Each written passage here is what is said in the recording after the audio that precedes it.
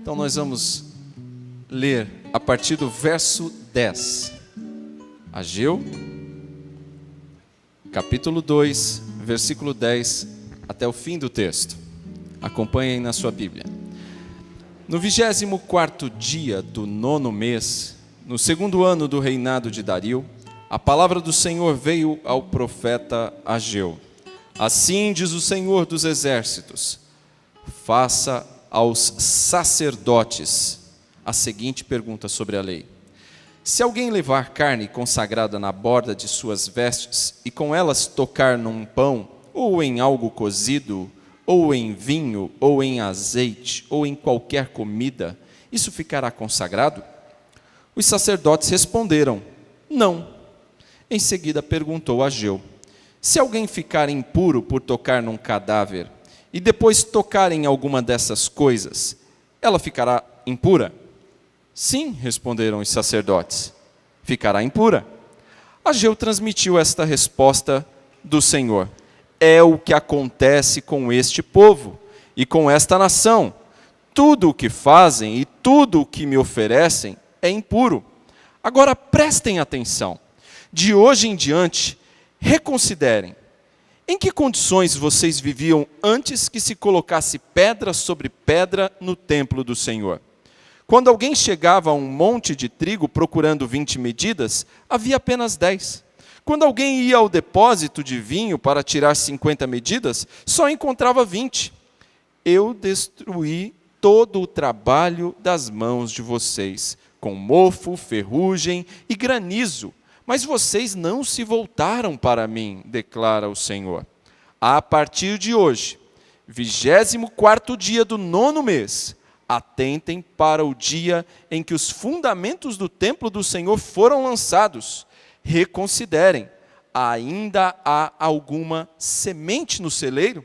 Até hoje, a videira, a figueira, a romeira e a oliveira não têm dado fruto. Mas de hoje em diante abençoarei vocês. A palavra do Senhor veio a Ageu pela segunda vez, no 24º dia do 9º mês. Diga a Zorobabel, governador de Judá, que eu farei tremer o céu e a terra. Derrubarei tronos e destruirei o poder dos reinos estrangeiros. Virarei os carros e os seus condutores. Os cavalos e os seus cavaleiros cairão, cada um pela espada do seu companheiro. Naquele dia, declara o Senhor dos Exércitos, eu o tomarei, meu servo Zorobabel, filho de Sealtiel, declara o Senhor, e farei de você um anel de selar, porque eu tenho escolhido, declara o Senhor dos Exércitos. Até aqui. Irmãos, estamos chegando na reta final, última mensagem do profeta Ageu, e nós temos aqui, a partir do versículo 10, uma promessa. Deus promete um tempo de bênção para o seu povo. Ageu olha agora para frente e ele traz ao seu povo uma profecia um tanto quanto animadora. E veja bem, não era a palavra de Ageu, mas era a palavra do Senhor dos Exércitos, era o próprio Deus. E eles, por ouvirem essa palavra, o texto anterior nos disse que o povo ouviu e começou a obedecer à voz do Senhor dos Exércitos. E o que aconteceu como resultado disso? Eles começaram a perceber a boa mão de Deus, abençoando o que eles estavam fazendo. O que Deus estava prometendo ao seu povo era uma boa temporada, uma temporada bem-sucedida na plantação. Isso seria óbvio quando o povo visse uma safra diferente da que eles vinham colhendo até então, perceberiam logo a bênção do Senhor com eles. Então, nessa última mensagem, nós temos que Deus promete um tempo de bênçãos ao seu povo. O versículo 10, no 24º dia do 9º mês, no 2º ano do reinado de Dario, a palavra do Senhor veio ao profeta Ageu. O versículo 10 delimita a data em que a profecia veio. E nós já temos visto aqui, ao longo desses últimos 2 domingos que passamos, que o profeta Ageu, ele detalha bem, ele nos diz mais ou menos, ele nos diz precisamente qual foi a data em que a palavra do Senhor veio a ele. E, a partir de alguns estudos, nós chegamos ao nosso calendário, que data corresponderia àquela. E aqui, essa profecia, a última palavra, vem exatamente no dia 18 de dezembro de 520. Cerca de 2 meses antes, no versículo 1 do capítulo 2, ele já havia recebido uma palavra do Senhor. E acontece que, neste tempo, começam a cair as primeiras chuvas de outubro, e as chuvas vão regando os arredores de Jerusalém, o solo vai ficando preparado para plantação, para que seja arado e depois semeado. Aí quando chega agora, no versículo 10, em meados de dezembro, esse trabalho de arar a terra e lançar a semente já estaria perto do fim. E veja bem, o povo vinha passando um período de seca terrível, um período de estiagem terrível, período com muitas doenças, coisas ruins, e agora o que eles esperam é, a partir do momento em que eles começam a reconstruir o templo, começam a buscar o Senhor novamente, aquilo que eles não poderiam jamais ter abandonado, começam a voltar-se para o Senhor. O que eles esperam agora é um tempo diferente. Eles esperam um ano bom, esperam uma boa safra, ausência de doenças. E realmente, irmãos, era isso que Deus estava planejando dar para o seu povo. Deus estava planejando um novo tempo para o seu povo, um tempo diferente, um tempo de bênçãos. Quando a gente olha para o verso 19, a gente vê que é exatamente isso que Deus estava prometendo ao seu povo, que de agora em diante abençoarei vocês. Ou seja, Deus estava prometendo um tempo de bênçãos ao seu povo, decorrente da obediência daquele povo. Mas é necessário algo para desfrutar deste tempo de bênçãos. É necessário pureza. E é por isso que estes próximos versículos do 11 até o 14 vão nos falar sobre isso. Ele faz aqui uma analogia, nos dá uma espécie de parábola para nos contar sobre a necessidade de pureza do povo. É sobre isso que ele está falando a partir do verso 11.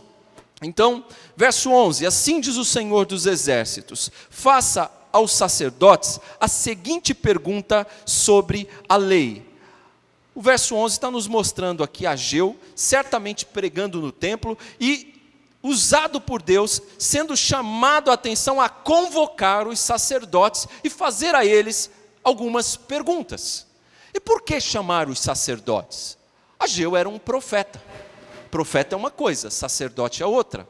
O profeta, ele era responsável por ser a voz de Deus. Deus trazia a ele uma mensagem e ele transmitia ao povo. E era isso que Ageu estava fazendo, exatamente o seu ofício. Já o sacerdote não. O sacerdote, ele era o responsável pelo ensino da lei. Ele era o intérprete da lei mosaica. E é por isso que a palavra do Senhor vem ao profeta Ageu dizendo: vá aos sacerdotes, pergunte aos sacerdotes, faça algumas perguntas a eles. E o verso 12, então, registra uma pergunta de Ageu. E essa pergunta, irmãos, veja bem, já adianto a vocês, essa pergunta não visava necessariamente ouvir uma resposta deles. Mas essa pergunta, ela tinha o objetivo de provocar neles o interesse. Verso 12: se alguém levar carne consagrada na borda de suas vestes, e com elas tocar num pão, ou em algo cozido, ou em vinho, ou em azeite, ou em qualquer comida, isso ficará consagrado? Os sacerdotes responderam: não ficará consagrado. Irmãos, vamos entender o contexto desta pergunta, e por que ele está fazendo, o que ela significa. A gente já vai chegar à aplicação dela, mas antes vamos entender o que quer dizer isso. Era comum, no Antigo Testamento, os sacerdotes oferecerem os sacrifícios. E quando um animal era separado para o sacrifício, ele era consagrado, aquela carne era considerada santificada. Era consagrada, era santo ao Senhor. O sacerdote também, ele tinha vestes especiais. E a veste do sacerdote também era consagrada, era considerada santa ao Senhor. E o sacerdote, parte do sacrifício era queimado e parte do sacrifício era reservada à sua alimentação. E esta parte que era reservada ao sacerdote, era comum eles carregarem nas bordas das suas roupas. Eram vestes muito mais extravagantes que as nossas, evidentemente. E dentro dessas vestes, eles carregavam estes pedaços de carne que eram dedicadas à sua alimentação e que também eram consideradas santas. A pergunta que o Senhor está mandando Ageu fazer aos sacerdotes é a seguinte: quando uma carne que está presa à sua veste encosta em alguma outra comida, esta outra comida se torna santa? E os sacerdotes prontamente responderam não. O povo sabia muito bem disso, todos sabiam a resposta. É óbvio que não. A santidade daquele alimento consagrado não se transmite a um outro pelo toque. Não se transmite. Aí vem então a segunda pergunta. Verso 12, a primeira pergunta, e então vem a segunda pergunta no versículo 13. Em seguida perguntou Ageu: se alguém ficar impuro por tocar num cadáver e depois tocar em alguma destas coisas, ela ficará impura? Sim, responderam os sacerdotes, ficará impura.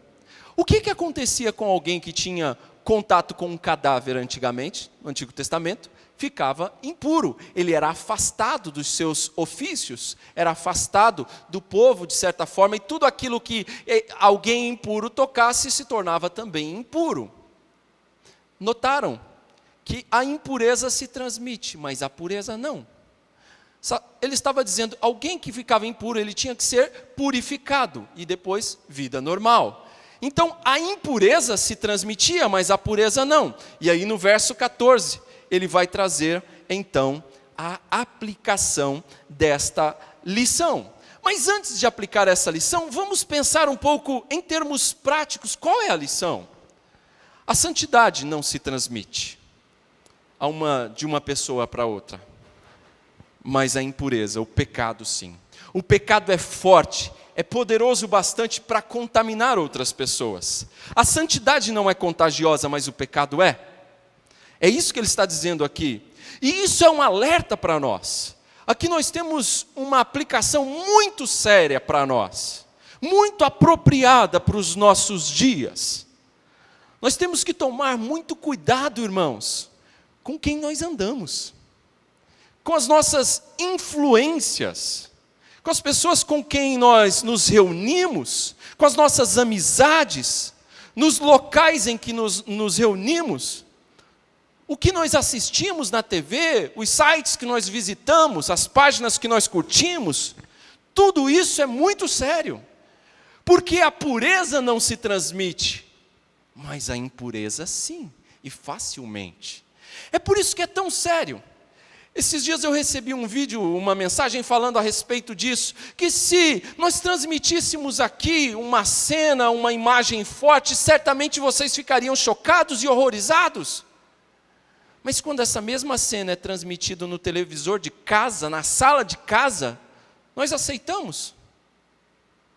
Isso é sério. Aquilo que nós vemos, o que nós assistimos, onde frequentamos, as amizades, as influências, isso é muito sério. Porque o pecado é altamente contagioso. Mas a pureza não. A pureza não passa de um para o outro. O pecado passa. Esse princípio, irmãos, é visto na área da saúde física também, não só na saúde espiritual. Nós estamos falando em termos espirituais, mas na saúde física também funciona do mesmo jeito. A mecânica é a mesma. Você consegue transferir um vírus para alguém. Está gripado? Você consegue transferir gripe para o outro. Você consegue transferir uma doença para o outro, mas você não consegue transferir saúde. Ó, você está muito doentinho aqui, vem cá, meu irmão, vou te dar um pouco de saúde, vem cá, me abraça aqui que eu vou transferir saúde para você. Não dá, não dá. O pecado, a doença, você transmite, mas a pureza, a santidade, não. Dessa forma, irmãos, as pessoas que estavam trabalhando ali no templo, os sacerdotes, aqueles a quem ele está chamando, aqueles a quem o profeta Ageu se dirige, eles estavam impuros. E tudo aquilo que tocavam, contaminavam. Qual era a impureza? Haviam abandonado o Senhor, haviam deixado o templo para lá, haviam deixado o Senhor de lado, o Senhor não era mais prioridade.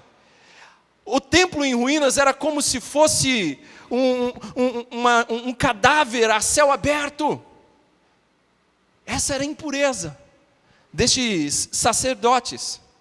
Quando nós olhamos nas Escrituras, desde o início, nós vamos ver lá com Adão, que o pecado de Adão, o que ele trouxe? Contaminação. Ele contaminou toda a raça humana. Ele se transmitiu a toda a raça humana. Mas, será que a santidade dos pais passa para os filhos? Não. Você não consegue transmitir a salvação ao seu filho. Você, pai que é salvo, não consegue transmitir salvação ao seu filho. Você consegue ensiná-lo. Você consegue mostrar o caminho certo a seguir. Você consegue educá-lo nos caminhos do Senhor. Mas você não consegue transmitir salvação a ele. Você não transmite a condição de salvo a ele. Semelhantemente ao que se dá com o corpo. O pecado é contagioso. As enfermidades físicas são contagiosas. Mas a saúde e a pureza não. No versículo 14, então, ele diz: Ageu transmitiu essa resposta do Senhor. É o que acontece com este povo e com esta nação. Tudo o que fazem e tudo o que me oferecem é impuro. Ageu está dizendo, é o que está acontecendo com Israel. A aplicação dessa palavra a Israel era o seguinte: Israel tinha sido destinado para o Senhor, consagrado ao Senhor, era um povo santo do Senhor. Mas a nação tinha se tornado impura. E tudo o que tocavam se tornavam impuro. O templo estava em ruínas. Como eu disse, aquele templo era um testemunho contra eles, de impureza do povo. Era sinônimo do abandono de Deus, do abandono do culto ao Senhor. E como se limpar desta impureza? Como se purificar? Qual era a saída do povo? Os sacrifícios. Sim, os rituais. A lei previa sacrifícios de emergência, mas esses sacrifícios traziam uma pureza externa, não limpavam o coração do povo. E qual era o remédio então para tratar Israel? A única esperança era ser aceito pelo Senhor, era a graça do Senhor. E essa bênção prometida, essa aceitação é afirmada no verso 19, ele diz, no verso 19, mas de hoje em diante, abençoarei vocês. Está aqui explícito que Deus estava aceitando este povo, Deus estava acolhendo este povo. E agora, por que Deus estava prometendo isso ao povo? Porque este povo também acolheu a sua palavra, se dispôs a obedecer a sua palavra. O que Israel fez? Colocou em ação aquilo que era só boas intenções. Começou a praticar, a obedecer, mãos à obra, mãos ao trabalho. Como nós falamos na mensagem anterior, foram ao trabalho. E Deus se agradou disso. E eles começaram a experimentar essa graça salvadora do Senhor. Vamos mais uma vez trazer para nós. Vamos fazer a passagem, a seguinte pergunta: o que isso tem a ver comigo?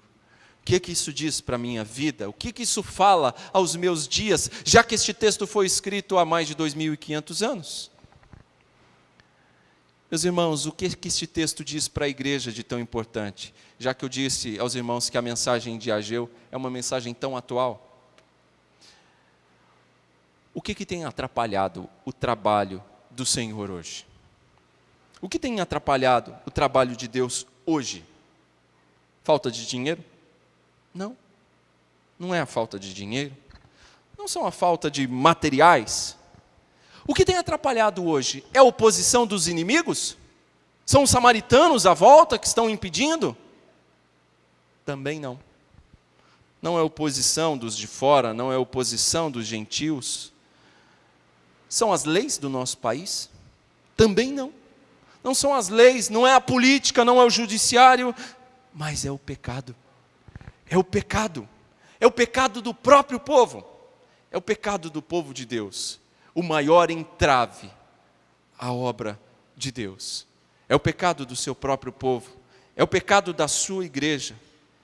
E o pecado, ele se alastra fácil, como eu disse. Ele contamina fácil. O que tem atrapalhado, irmãos, nos nossos dias o trabalho de Deus, é o que as Escrituras já nos alertavam há muito tempo. A Bíblia nos diz: por multiplicar-se a iniquidade, o amor de muitos se esfriaria. É isso. Por que o amor de muitos se esfria hoje?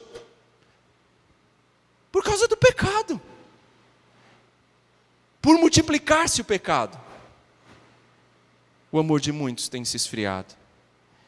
E lembremos, irmãos, Deus não quer que nós sejamos meros religiosos.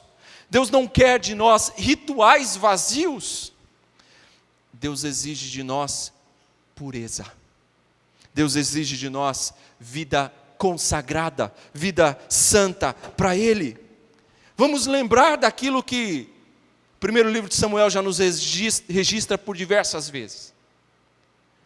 Deus quer obediência, não quer sacrifício. Deus se agrada muito mais de obediência do que de cheiro de carne queimada. Lembremos, irmãos, obedecer é melhor que sacrificar. Deus não está à procura de qualquer tipo de adorador. Não. Deus está à procura de adoradores verdadeiros, que o adoram em espírito e em verdade. São estes que Deus está à procura. Deus não quer que entremos por estas portas e nos assentemos aí só para ocupar um lugar, só para preencher melhor o banco. Deus não quer isso, irmãos. Deus quer que nos acheguemos a Ele, em total reverência, numa entrega total, em obediência, com sinceridade de coração, desejo de cultuá-lo. É assim que Deus quer. Deus nos chama para uma entrega total, porque a entrega que não é total não é entrega, e não serve. Verso 15, Deus então chama a atenção do seu povo aqui mais uma vez. Agora prestem atenção, de hoje em diante, reconsiderem. Em que condições vocês viviam antes que se colocasse pedra sobre pedra no templo do Senhor? Irmãos, olha como o versículo começa. Agora prestem atenção. Poucas vezes, mas vezes cruciais, as Escrituras nos dizem desta forma: prestem atenção. Poucas vezes. O que eu vou falar agora é muito sério, Deus está dizendo. Prestem atenção. Se desliguem de qualquer outra coisa. Prestem atenção. Deus está chamando a nossa atenção. Prestem atenção. De hoje em diante, reconsiderem, avaliem, reconsiderem. Deus está chamando a atenção. O pecado é algo sério. O pecado trouxe a disciplina do Senhor, trouxe a correção do Senhor sobre eles. E o que Deus está chamando a atenção aqui é: prestem atenção, reconsiderem, porque vejam como foi o passado para que o futuro seja diferente. Para que daqui para frente seja diferente. Era como se Deus estivesse dizendo: observem os prejuízos da desobediência de vocês no passado. Observem o quanto custou a negligência de vocês para com a minha casa no passado. Era isso que Deus estava dizendo. Observem como foram as colheitas de vocês. Deus diminuiu pela metade ou mais. Os campos foram afetados, a terra, a lavoura, tudo foi afetado por conta do pecado. O pecado, a impureza, contaminava tudo que tocavam. E o campo era afetado. Irmãos, olha o que ele diz no verso 16: quando alguém chegava a um monte de trigo procurando 20 medidas, havia apenas 10. Quando alguém ia ao depósito de vinho para tirar 50 medidas, só encontrava 20. Eu destruí todo o trabalho das mãos de vocês, com mofo, ferrugem, granizo, mas vocês não se voltaram para mim, declara o Senhor. Vemos aqui que foi a mão de Deus que pesou, disciplinando, corrigindo o seu povo por conta do seu pecado. A terra não produziu como eles esperavam, como era comum, porque Deus estava disciplinando o seu povo. O lucro que eles buscavam não veio. Por quê? Porque estavam desprezando a casa de Deus, porque só pensavam em si próprios, porque a única agenda que interessava era a agenda própria, a agenda de Deus, o orçamento de Deus. Isso não interessa para mim, só interessa o meu. E aí o que Deus fez? Corrigiu o seu povo, disciplinou o seu povo. E aqui, esperavam 50, tinha 20. O povo que havia voltado do cativeiro, que tinha o compromisso, que tinha a promessa de se engajar na obra de reconstruir o templo, foi deixando o templo de lado até que o profeta Ageu se levanta. Mas as dificuldades e o tempo fez com que o povo fosse esquecendo das prioridades, dos votos assumidos, dos compromissos feitos com o Senhor. Foi isso que aconteceu no começo da história e que agora estava mudando. O povo logo se esqueceu. Quando as dificuldades vieram, logo se esqueceram. Quando os anos passaram, logo se esqueceram do compromisso que tinham com a casa de Deus, com o compromisso que tinham com o culto ao Senhor. Irmãos, mais uma vez aqui nós temos uma aplicação para nós. Irmãos, hoje o povo de Deus também faz votos, hoje o povo de Deus também faz promessas. Na hora que a coisa aperta, na hora da doença, faz promessas, faz votos, mas quando a saúde chega, logo se esquece. Assume o compromisso depois de ouvir um sermão.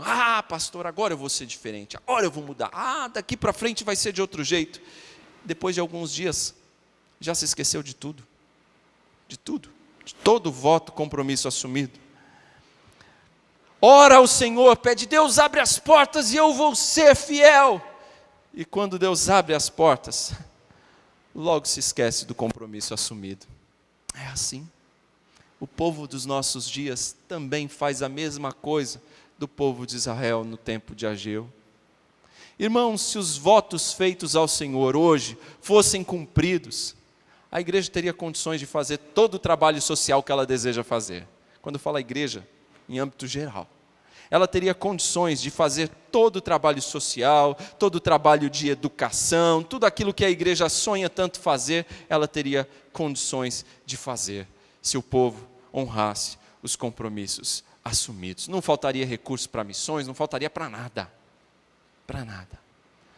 A negligência daquele povo, de deixar de lado a construção do templo, a casa de Deus, os interesses de Deus, trouxe sobre eles disciplina.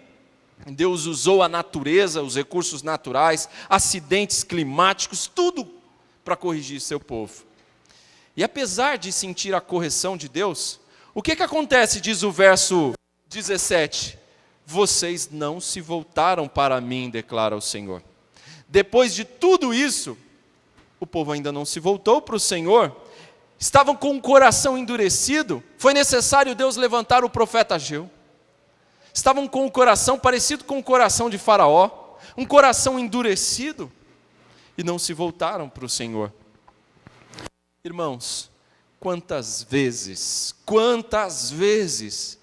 Deus fala conosco, Deus nos corrige, e nós fazemos igual o povo de Israel. Voltamos-nos, damos as costas, voltamos aos velhos pecados, voltamos aos nossos velhos ídolos. Parece que nos esquecemos que o pecado não fica impune. Parece que nos esquecemos que o pecado não vale a pena. Deus exige do seu povo pureza. Deus trouxe sobre o seu povo disciplina. Mas agora Deus promete, no verso 18 em diante, Deus promete bênçãos ao seu povo.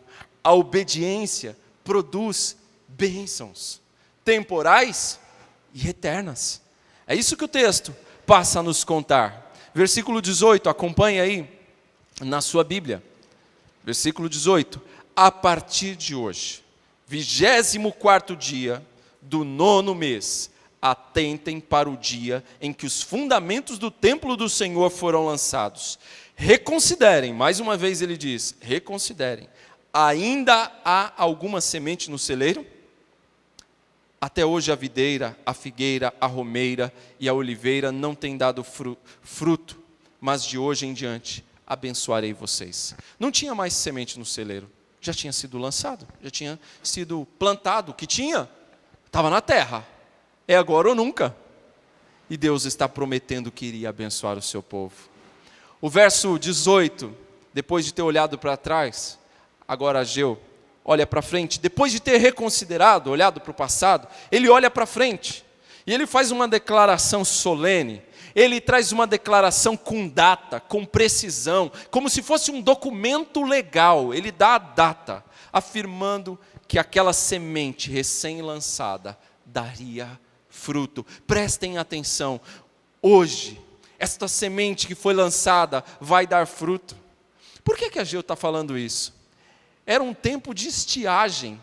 Quem teria coragem de se arriscar de, numa época daquela, dizer que aquela semente daria fruto? Ageu tinha. E por que Ageu tinha coragem de dizer isso? Porque ele sabia quem lhe deu a palavra. Ele sabia quem é que estava falando através dele. Ele sabia que aquilo não era uma promessa dele, aquilo era a promessa do Senhor. Ageu não era um engenheiro agrônomo que tinha avaliado o terreno, o tempo e disse, agora vai vingar. Não. Ele recebeu a palavra do Senhor, a promessa do Senhor. Ele sabia que aquele que prometeu é fiel para cumprir. Aquele que estava empenhando a palavra era o Senhor dos exércitos e ele cumpre as suas palavras. Deus não tem medo. Deus não tem receio, como bem destacou aqui o presbítero Saulo. Deus não tem receio em empenhar sua palavra. Deus não tem receio de garantir a sua palavra, como nós lemos no texto de Malaquias. Deus diz, façam prova de mim, experimentem, vejam se eu não sou fiel. Deus está falando ao seu povo, experimentem. Eu é quem estou dizendo. Era por isso que Ageu não tinha receio. Ageu podia trazer a palavra com segurança, porque o Senhor é fiel para cumprir. E os campos voltariam a produzir em abundância no tempo presente e para o futuro também. Aquela espécie de maldição que o povo estava vivendo, de o campo não produzir, foi quebrada. E o que quebra não é ritual. O que quebra não é pisar em sal, beber água, esses tipos de coisa. Não, é a obediência. A obediência é o que quebrou a maldição. Agora aquele povo ia experimentar bênçãos de Deus e não mais maldição. Experimentariam bênçãos no campo pela obediência. É isso que estava quebrando aquele tempo ruim. Mas Deus promete ainda uma vitória gloriosa, que é agora anunciado a partir do verso 20. Depois de ter prometido que abençoaria o povo, Deus diz no verso 20, a palavra do Senhor veio a Ageu pela segunda vez, no 24º dia, no 9º mês. Diga a Zorobabel, governador de Judá, que eu farei tremer o céu e a terra. Derrubarei tronos e destruirei o poder dos reinos estrangeiros. Virarei os carros e os seus condutores, os cavalos e os seus cavaleiros cairão. Ou seja, tudo aquilo que era sinônimo de poder, de opulência, de reino, Deus está dizendo, destruirei, cada um pela sua espada, pela espada do seu companheiro. Naquele dia, declara o Senhor dos exércitos, eu o tomarei, meu servo Zorobabel, filho de Sealtiel, declara o Senhor, e farei de você um anel de selar, porque o Senhor porque o tenho escolhido, declara o Senhor dos Exércitos. Um anel de selar era como se fosse, trazendo para os nossos dias, um cartão de assinatura digital que representa a própria pessoa. Deus está dizendo, você é um representante, Zorobabel. Você é só um representante daquele que realmente vai reinar. É uma promessa gloriosa. E realmente, quem era Zorobabel? O que significava Zorobabel? Zorobabel, irmãos, nascido na Babilônia, nascido fora de Israel, nascido na Babilônia. E realmente Zorobabel havia nascido na Babilônia, havia nascido no cativeiro. E quem era Zorobabel? Ele era da linhagem do rei Davi. E é exatamente da linhagem do rei Davi, Zorobabel, que virá nada mais, nada menos que aquele que realmente iria reinar, que não é Zorobabel, é Cristo.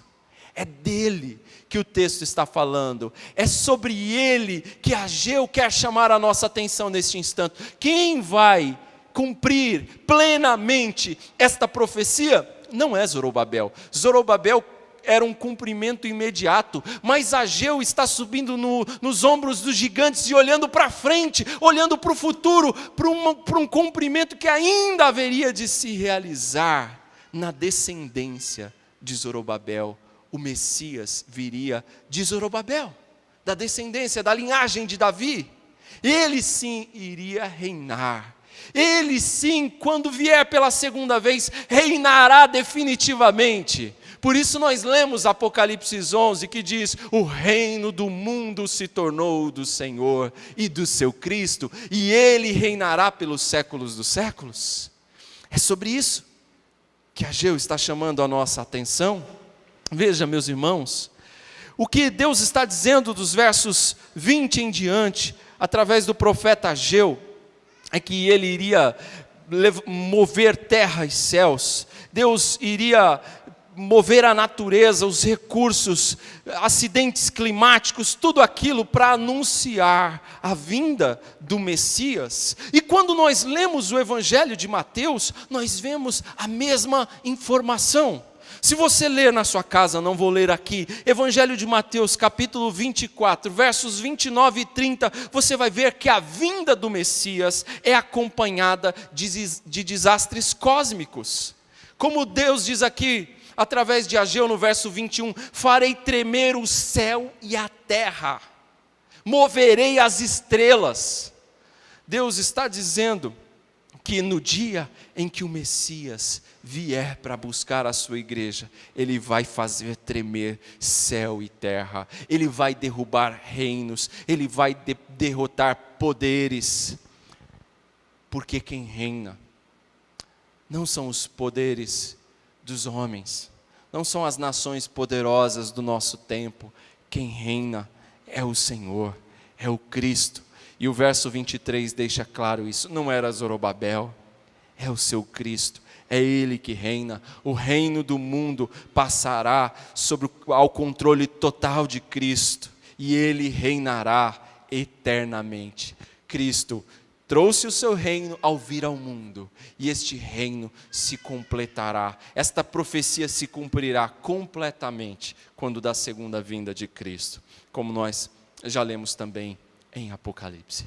Eis aí, meus irmãos, a mensagem do profeta Ageu. Ageu continua conclamando o povo de Deus para o serviço. A mensagem de Ageu não ficou em 520 a.C. A mensagem de Ageu, ela reverbera até os nossos dias. E Deus continua, através do profeta Ageu, falando com a sua igreja hoje. Deus continua nos conclamando ao serviço hoje. Essa convocação, irmãos, é estendida a todo o povo de Deus, e nós fazemos parte desse povo. Deus exige de nós, eu repito, uma entrega total, porque entrega que não é total, não é entrega. Pensar que fazer qualquer coisa, de qualquer jeito, contribui para o serviço, isso não é sério. Isso não é verdade. Qualquer coisa de qualquer jeito não serve. É errar completamente. Não serve. Deus quer o melhor. Ele quer o melhor. Ele quer abençoar a sua igreja. O texto nos fala de promessa de bênçãos. E realmente, Deus quer abençoar a sua igreja. Deus quer nos abençoar como seu povo. Mas Ele não vai fazer isso de qualquer jeito. Ele não vai fazer isso enquanto o seu povo estiver apático, indiferente, egocêntrico.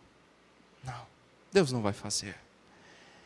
E é nessa situação que o povo estava antes do profeta Ageu se levantar. E eles ouviram a voz do Senhor e mudaram de postura. Eles passaram por dificuldades, apesar de estarem dispostos depois a obedecer. E Deus prometeu que os cobriria de bênçãos, e o fez. O remédio que Ageu receita hoje para nós, para o nosso tempo, é o mesmo de sua época. É uma igreja mobilizada. É uma igreja que age. É uma igreja que tem coragem. A mensagem de Ageu ao povo de sua época é a mensagem para nós também. Coragem. Sejam fortes ao trabalho. Não temas. O propósito de Deus para o futuro será muito mais glorioso. O que Deus tem prometido para nós será ainda melhor nos dias que ainda viveremos. A glória da segunda casa será maior do que a da primeira, é a mensagem de Ageu. Irmãos, eu quero fazer uma última aplicação e com ela eu encerro. As coisas que nós construímos aqui, talvez uma bela casa, um bom carro, alguma propriedade, muitos bens, nós não levaremos nada disso. Nada. Estas coisas têm valor temporário. Mas as coisas que nós fazemos para Deus, por menores que pareçam ser, elas têm valor eterno. Elas não têm valor limitado para esse tempo. Elas têm valor para toda a eternidade. Vamos olhar mais para elas. Já que nós nascemos de novo, como cantamos, já que somos novas criaturas em Cristo, vamos olhar para as coisas do alto, para aquelas que têm valor eterno, para o serviço que traz galardão, e vamos nos empenhar nelas. Vamos dedicar ao Senhor o nosso melhor esforço, e não a sobra. Vamos rever a nossa agenda, vamos rever o nosso orçamento, vamos fazer de Deus prioridade no nosso tempo, para que também experimentemos estas promessas de bênção que Deus trouxe na sua palavra. Deus hoje conclama a sua igreja ao trabalho, ao melhor do seu esforço para o Senhor. Essa é a mensagem do profeta Ageu. Essa é a lição que nós extraímos depois destes 3 dias de mensagem. Amém?